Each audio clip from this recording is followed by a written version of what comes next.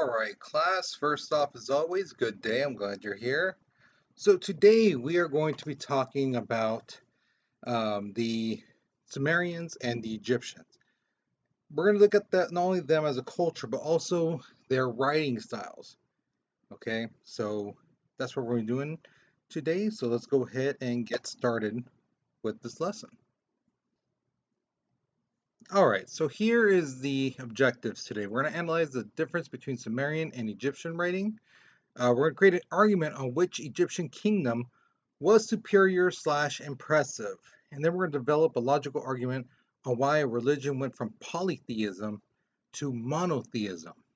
Okay, theism means the belief in God.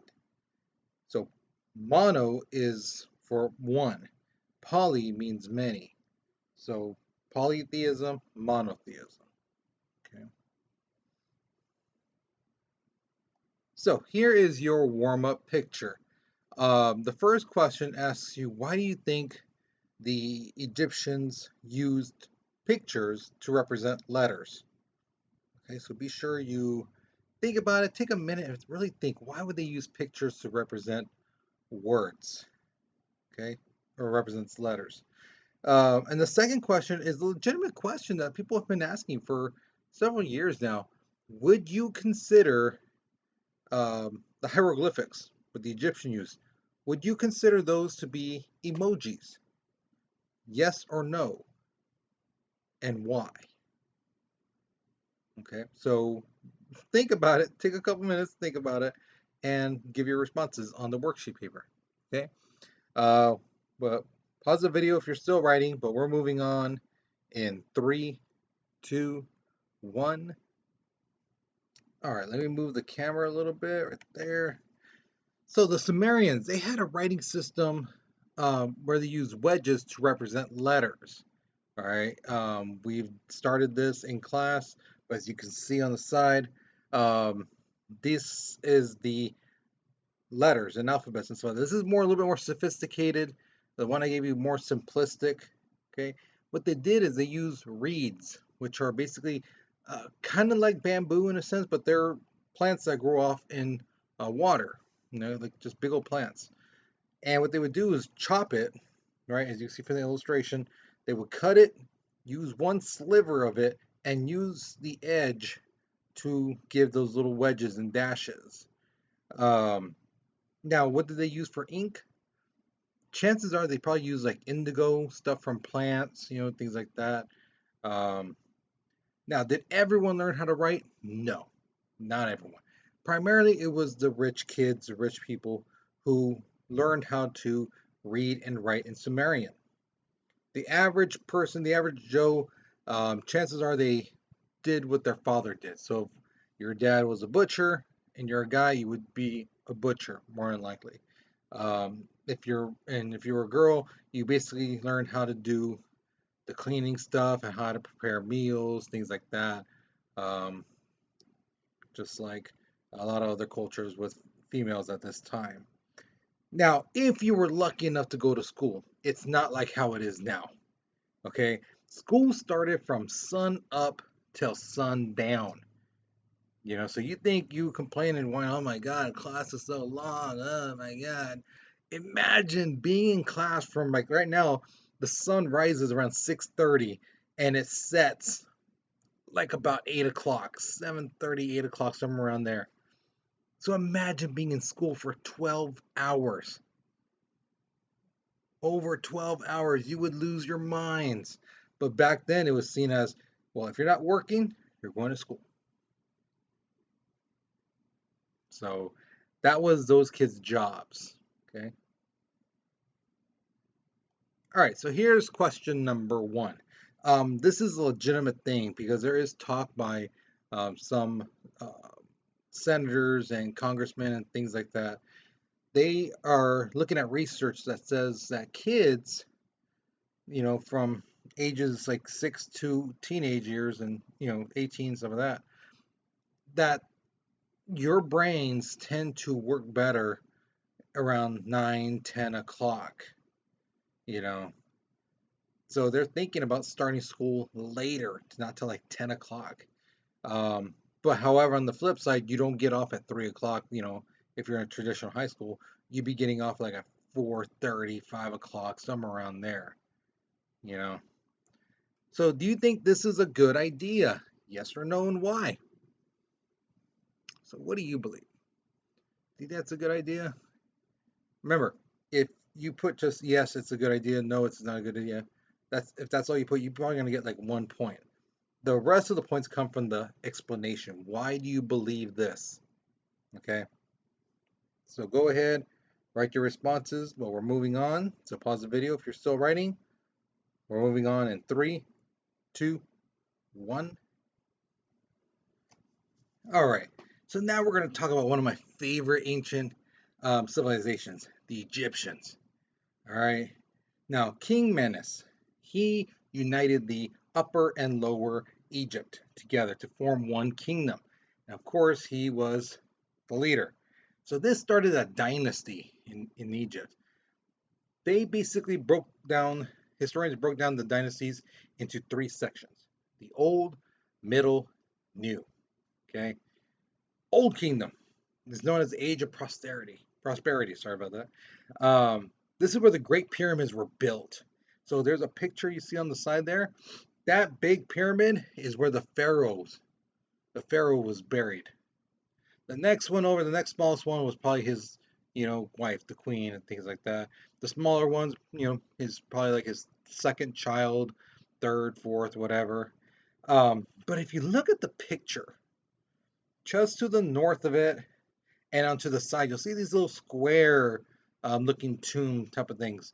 Those are the king's servants or the pharaoh's servants, his advisors, the priest, things like that. So even in death, those poor servants, you think that they'd be like, oh, I'm dead, I'm gonna enjoy the rest of my afterlife.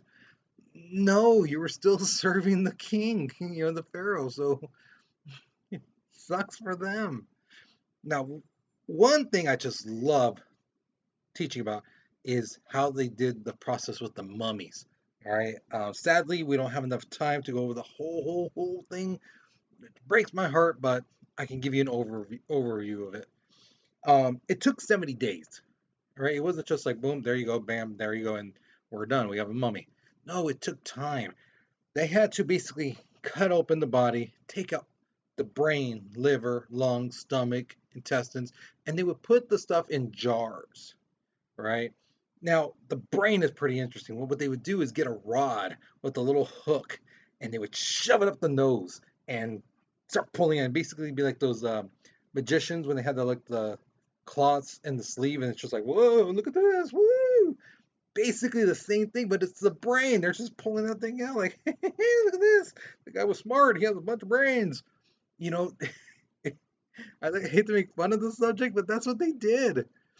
And then you have to remember the body is mostly moisture, and you cannot have moisture in the body, or else the mummy will get decayed. So what they would do is they would put salt and spices in it, and then after all the liquid is gone out of the body, then they would wrap it in linen, and then it'd be a mummy. So pretty cool, huh? All right, so here's question number 2. Why do you think so many archaeologists and just regular people in general are so fascinated with mummies? If you were to tell people you're learning about Egypt, they'll mention something like, oh, the mummies or the pyramids, or the pharaohs, things like that, Nile River, but they always mention mummies. So why do you think there's such a fascination? And there's movies, like there's at least like 12 movies on mummies. What do you think the fascination is? All right. So if you don't know how to start off the sentence, there's a writing prompt on the bottom right there. I believe people are so fascinated with mummies because, and give your opinion. Okay. So pause the video, write your responses, but we're moving on in 3, 2, 1. All right, so the next kingdom we're talking about is the Middle Kingdom. This is known as the Golden Age of Stability. Now, it's known as the Age of Stability because they did not lose territory. They gained some, but they didn't really go off and grow like they did in the old kingdom. Okay. Their biggest contribution is they did grow in trade. They traded with a lot of different city states and other civilizations, you know. So that was a really big contribution that they gave to Egypt. Now, the new kingdom, they were the ones who really became rich and powerful. But the thing is, just like how most um, like lineage goes, usually the grandparents, the ones who have nothing, they're the ones who work hard, do all the stuff, right? And they start building their empire. Their child, who, they know the struggle because they were younger, they have a taste of both the struggle and the living wealthy. Now, their kids know nothing of struggle because all they've lived their life is rich. So and that's what happened here in the New Kingdom. The pharaohs at that time were like, "Oh well, we're just living well. Oh, this and that. Oh, someone's attacking us. We'll be fine. We'll be fine. Don't worry. Or just go send somebody. I don't care how many. Just do whatever." And this where a lot of people attacked the Hyksos. They attacked. But when they attacked, the funny thing is they actually taught the Egyptians how to use bronze, not only for tools but for weapons. Okay, um, the sea people, quote unquote, the sea people drove the Egyptians back to their original land.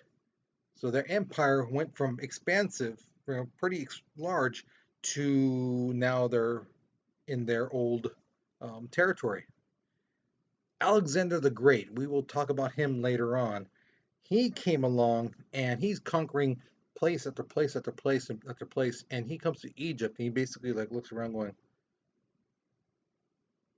just like knocks him around like nothing, hardly any effort, and he conquers Egypt. Now, in the first century, Cleopatra the Seventh. This is the Cleopatra that everyone knows. And again, the mandala effect thing. Um, there wasn't just one Cleopatra; there were seven. The one that everyone knows is number seven. She was considered the most beautifulest woman in the world and things like that. She reinstated Egypt's independence. However, she was messing around with Mark Antony, who was a Roman, and Rome came along and basically just took over Egypt, and that ended the Egyptian dynasty and kingdoms. So when it comes to the class system, it's quite simple. Most civilizations are like this. The pharaoh and family are on top, so the royal kingdom, royal family, they're on top, of course. Upper class, nobles and priests. Middle class, merchant, artists, and scribes. These are the people who learned how to write. And lastly is the lower class, which would be peasants, basically everyone else. Um, their form of writing is known as hieroglyphics. Now, here's the thing: there were artists who chiseled away in the rock and stuff like that to make the the images and things like that, and they painted and things like that, right? But they did not write anything. Whenever there was something written on the walls or chiseled in the obelisks and things like that, it was the scribes who wrote it with you know um, like charcoal. They made the symbols, and the artists just came by and just chipping away at it. They did not know how to write. They just followed the lines. Okay. Now we come to Judaism. But here's the thing with Judaism. Judaism is not only a religion, it's also a race of people. So when we get to World War II and you hear about Hitler rounding up the Jewish people, um, that's the thing. He rounded up the people who are race Jewish. Now, people can be Jewish and not be the race Jewish. You can be a black person and be Jewish. That you can. It's a religion. Now, again, when we get to World War II, we're going to talk about that. Did Hitler go after people who practice the Jewish religion? We're going to talk about that later on, near the end of the school year. Here's the interesting thing. It influenced two other major religions, Christianity and, believe it or not, Islamic religion. And under the Christian Bibles, you have New Testament and Old Testament. The Old Testament is the Jewish history. That's their Bible, and that Bible is in Christianity and in the Islamic religion. Now, one of the most famous kings at that time was King Solomon. Right? He controlled the Israelites and all the lands in which he said basically that Israel and Jerusalem would be its capital. Okay, so he was quite revered by the people. Now, what makes Judaism so unique at this time, especially? Well, the thing is, they're monotheistic. Remember, I told you at the very beginning, theism means the belief in God, mono means one. They are like the first religion to say basically there's one God controlling everything. Now, that goes against everything that the Egyptian, Sumerians, the Greeks, Romans, what they would believe. Because they had a belief that there was a God for everything: wind, sun, clouds, thunder, water, earth, whatever. They believed there was a God for everything. And here comes the Jewish people basically saying, no, there's one God controlling everything. And this was just a total mind blown. How can one being control everything? That's ridiculous. That's crazy talk. Okay. It took some time, but eventually, you're going to see as we go through the next month or so, you're going to see the idea of a monotheism start to pick up speed. Okay. All right. So there should be a section at the bottom at the very end about an exit ticket. Um, Basically tell me what is something you learned today, something you found interesting about the class. Okay. um, did there's something you heard in this lesson you're like, oh yeah, I remember learning about that years ago, but I just remember now. Something brand new you learned or something interesting, put that down as your exit ticket. Okay, so that's it. Hopefully you learned something new, hopefully you enjoyed it. um, I will see you guys in class. Um, if you still need worksheets to turn in, the next video is going to be coming up. So you guys have a good day. You take care and you be safe, all right?